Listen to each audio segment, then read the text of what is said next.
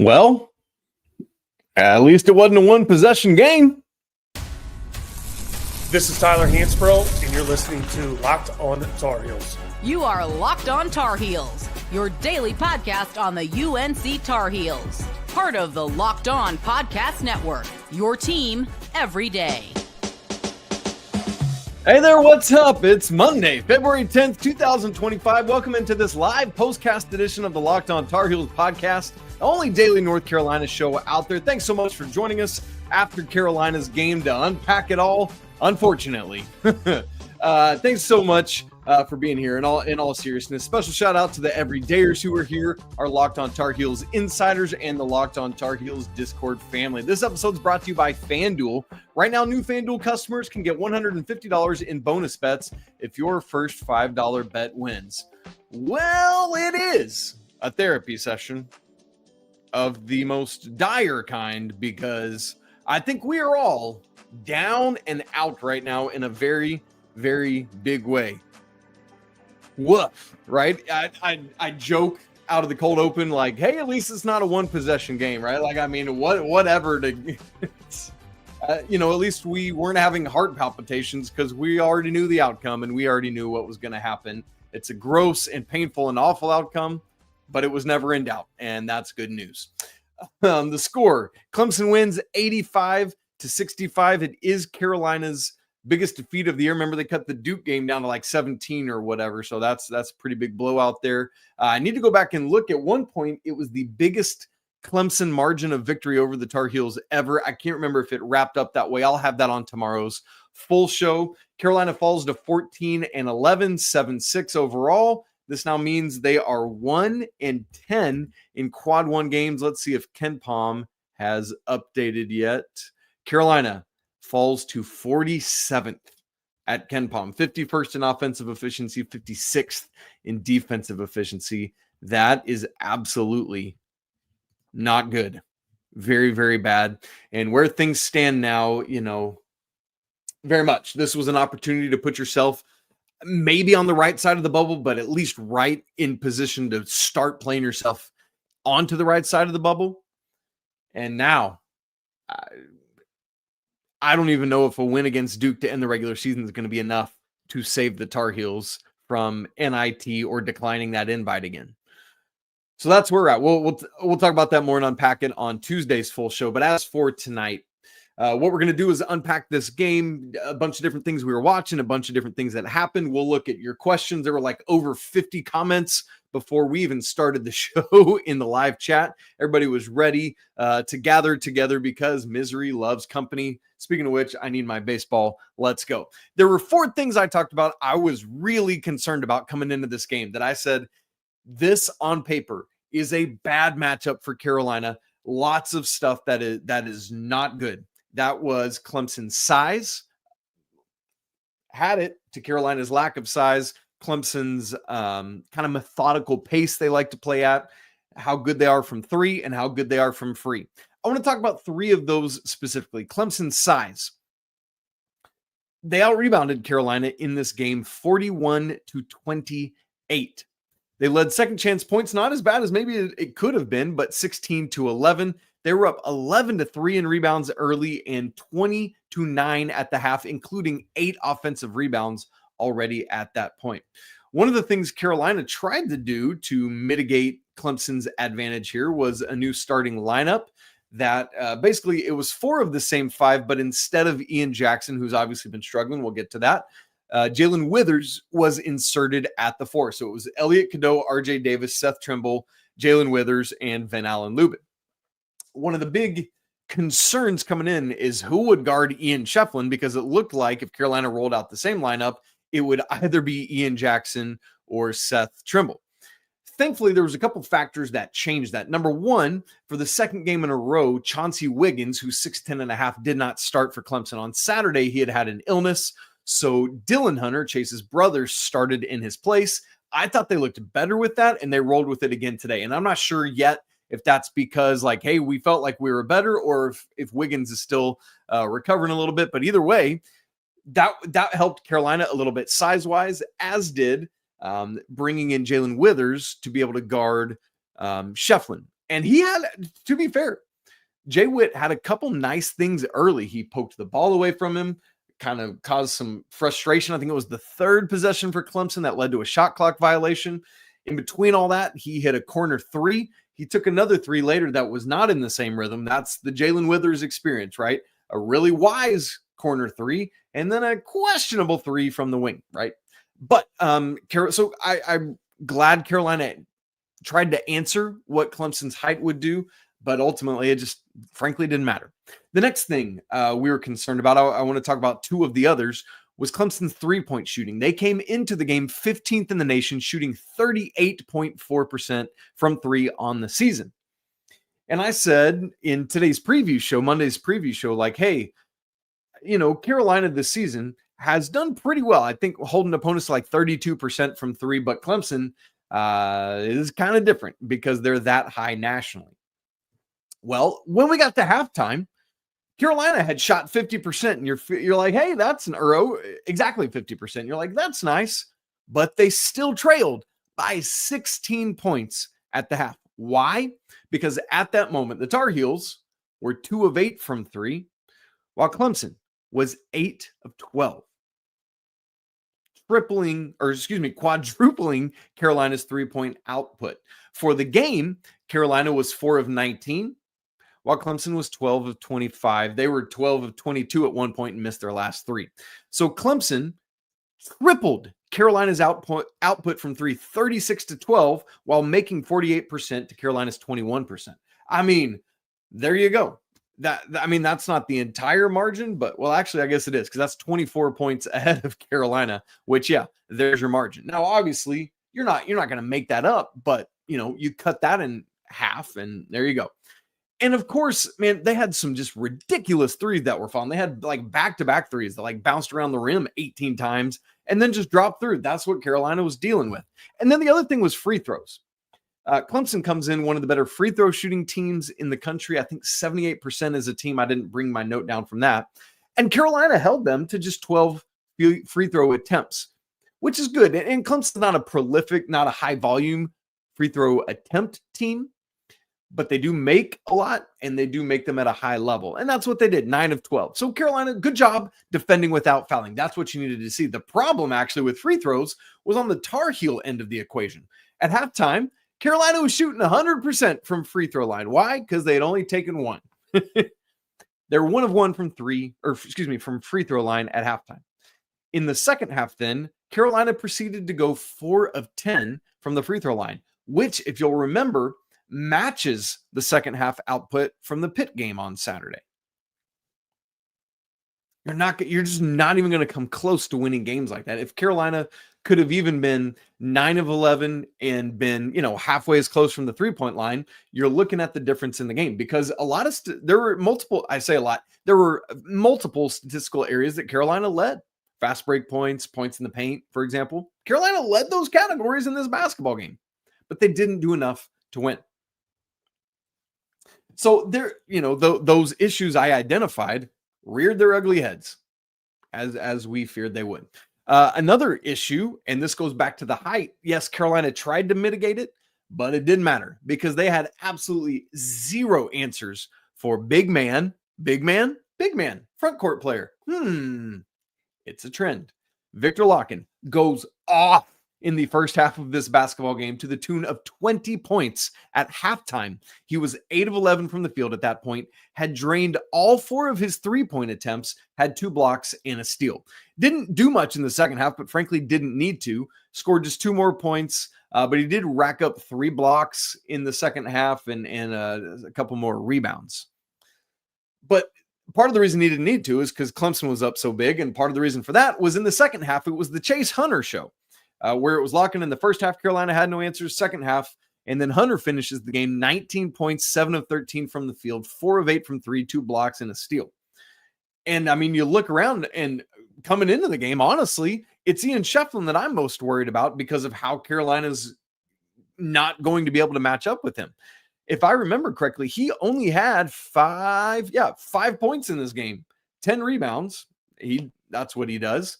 3 assists, 0 turnovers. That's also what he does. So Carolina limited his scoring, But part of it was that Clemson didn't need any of that from him because Chase Hunter and Victor Locken were doing all of it.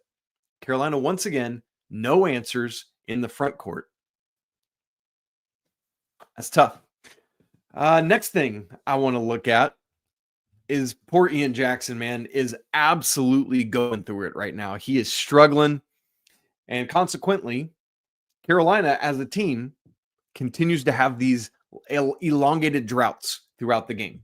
So we're going to look at that, talk about at least RJ Davis is holding up his end of things. Thought Seth Trimble had a lot of really good action and intensity as well. That's what we're going to talk about. All that coming up in just a second.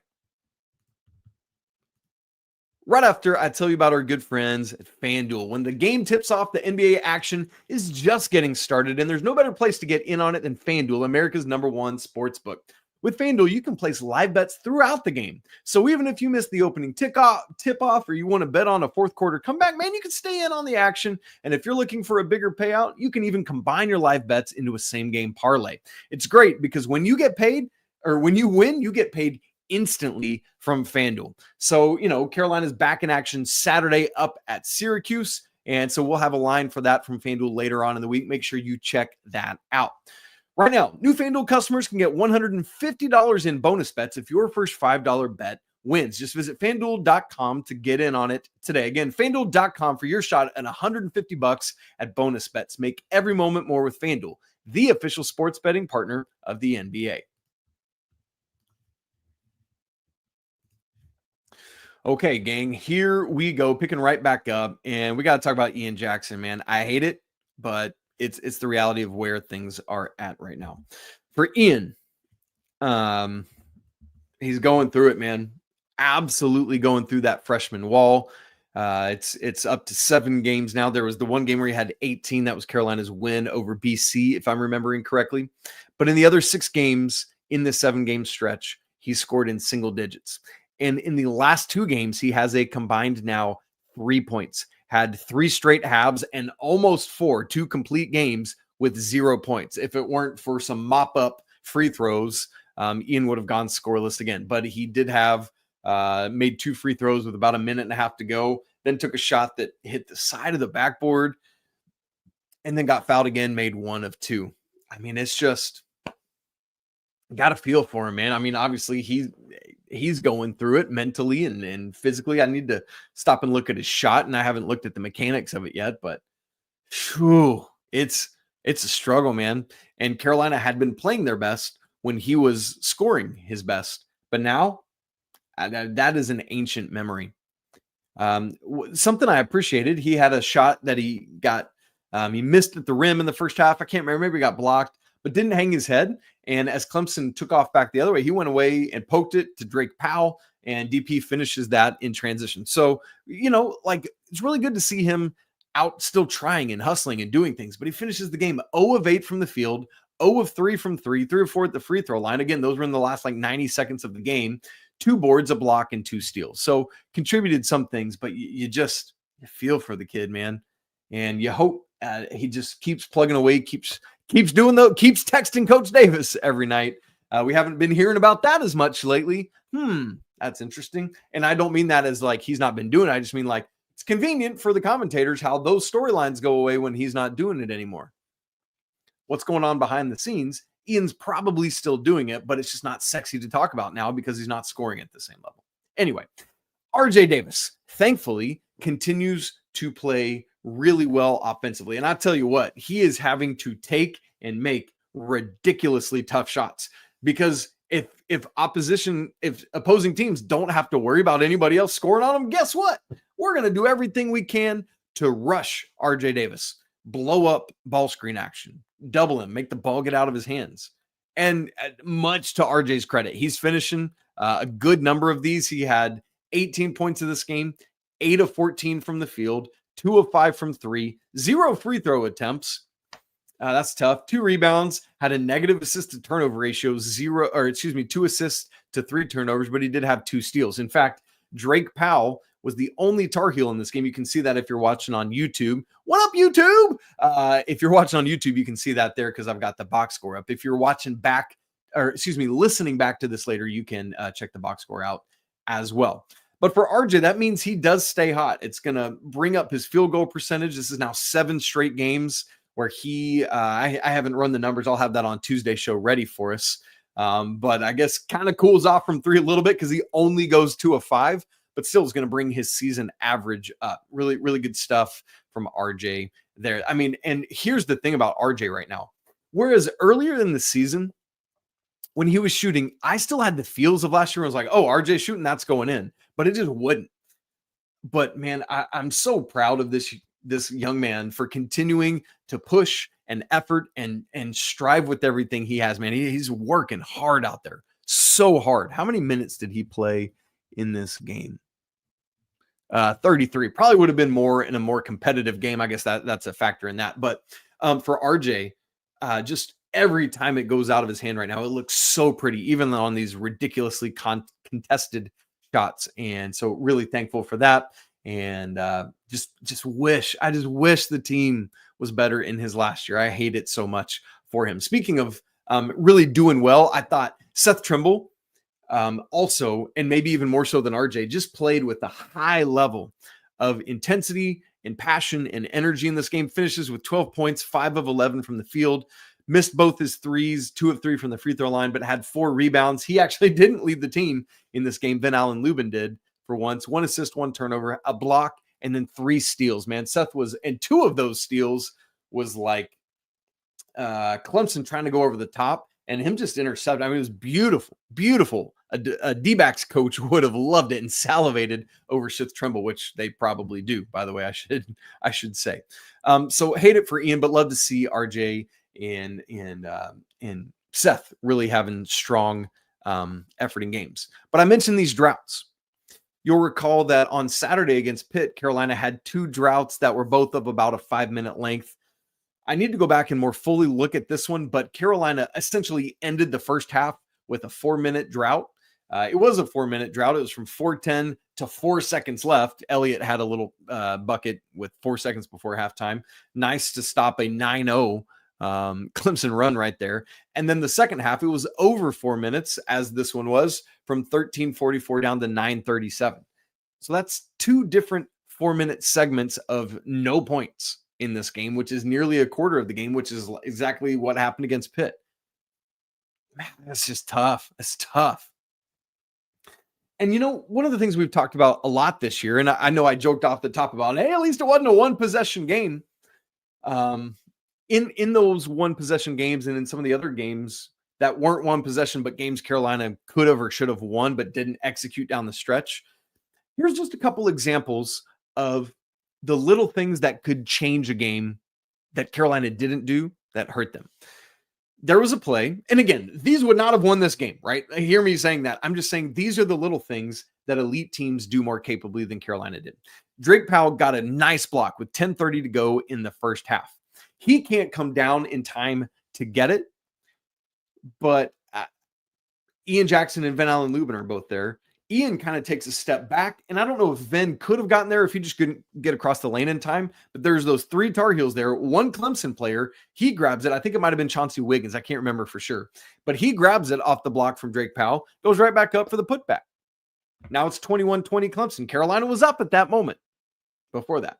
Those are the kind of little things that winning teams do. Somebody gets that loose ball, but everybody was like hot potato. And again, Drake Powell, I don't think he could have gotten there. I think, and I don't even know that Ven-Allen Lubin could have, but Ian Jackson could have gotten that ball. Similarly, literally the next offensive possession, there's that ball that glances off of Ian Jackson, and he just doesn't go get it. I think it was tipped. He could have picked it up if I remember correctly, and just watched it go out of bounds. I don't know if he thought like, I don't know what was going through his head, but he could have gone and gotten it. And it was at the same moment as you're going through this.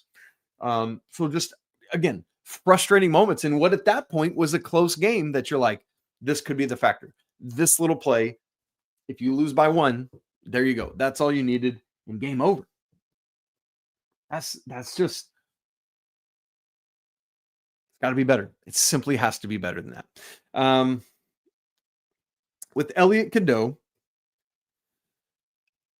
it's a struggle for me, man, right now. I just need to be honest about that. Carolina needs him, desperately needs him to be really, really, really good. And the thing that I've been watching is the assisted turnover ratio and the 2 first half fouls that put him on the bench. That didn't happen. Good for Elliot for not getting those 2 first half fouls, right? Didn't do it. If I remember correctly, I say that and now I'm second guessing it. Elliot Cadeau, first half personal fouls, 0. There you go. Played 16 minutes in the first half.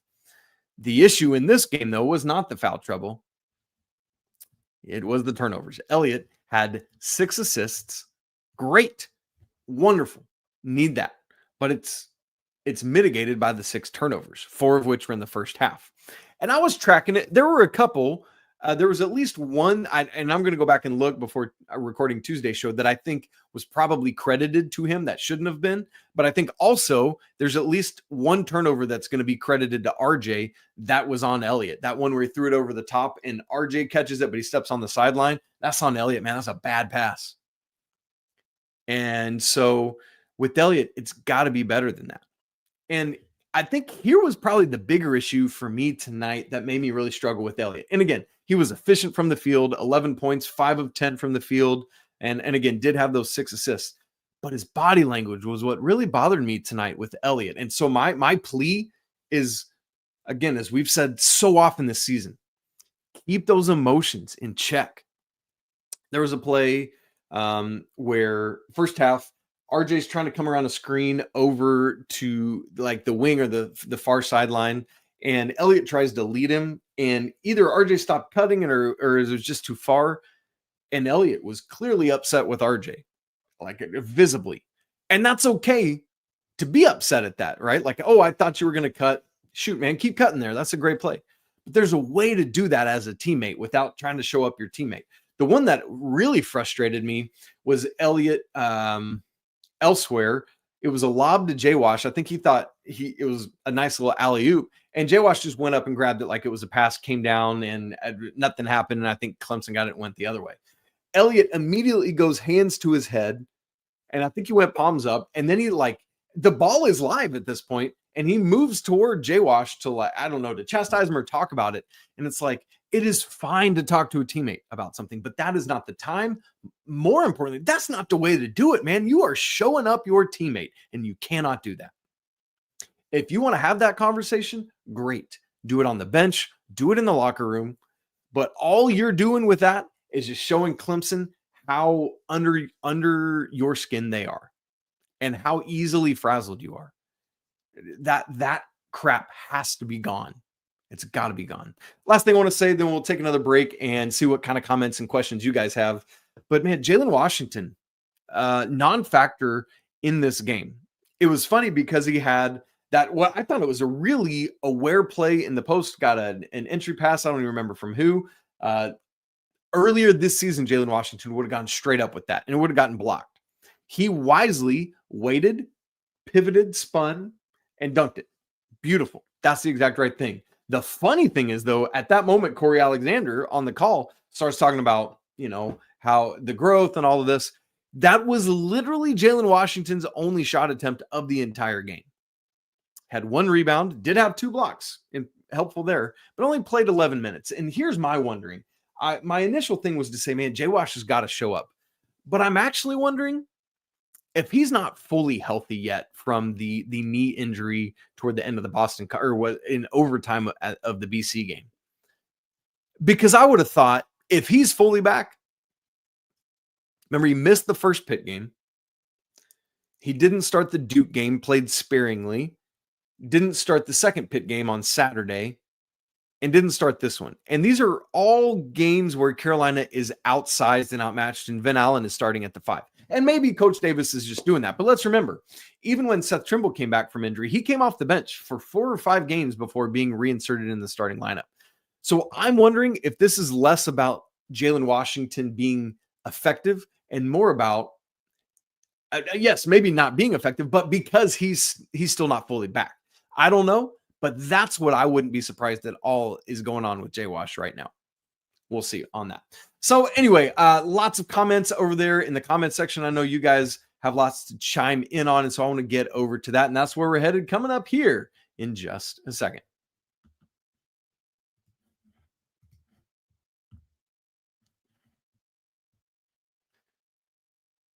Ninja Warrior Bro says Duke and Kentucky both couldn't win at Clemson, so it's definitely not a bad loss. Yes, not a bad loss in terms of opponent, bad loss in terms of not showing up. And Carolina did for the first bits of this game. They were there, they were playing, they were in it.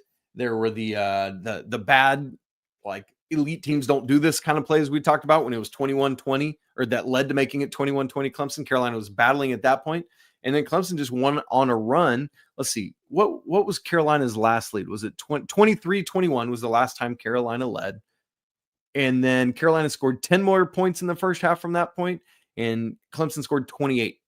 So it was a 28-10 run from the time Carolina held the last lead. Not good. That's not good at all. I also, while so much of this has been negative, I do want to shout out Ted Aldridge, who one of the first things that was said in the comment section was, "I literally hate watching this team, but as a fan, I can't not watch them. LOL." And Ted, I appreciate this because it is a struggle watching this team, the frustration, the things could be better than this, different schemes, obviously different personnel, and that's the whole storyline of the season. Whatever, the roster construction is the issue.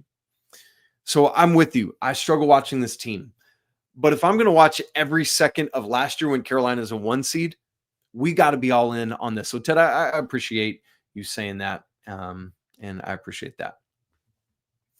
A lot of comments from Doug Higgins there. Woof.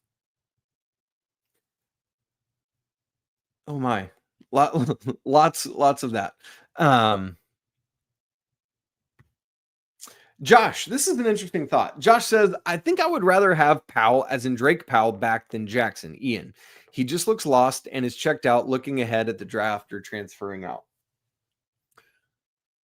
The fact of the matter is both of these guys are late lottery level-ish right now, if you look at draft boards, or at least somewhere in the first round. So it's going to be interesting to look at what they both want to do as this wraps up. Is it going to be like, and I think more so with Ian than Drake. I think Ian, as Josh says here, like one and done, gone.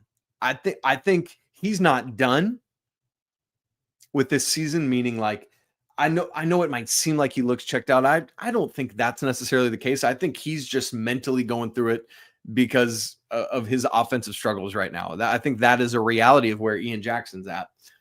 I think certainly the more likely scenario is that Drake is back instead of Ian, but in a lot of mock drafts, Drake is more highly ranked than Ian is right now. And I think some of that is just what's been happening lately with that. But I mean, Drake's intangibles are off the charts, right? And as I said, lone Tar Heel in this game to have a positive assist turnover ratio 3-0.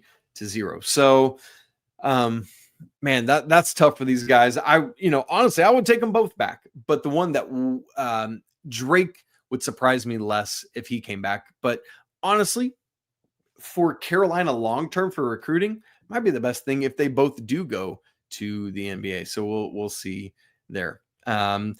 Puerto Rican vegan musician socialist. I always love the screen name from Puerto Rican vegan. How do we get blown out in a crucial game?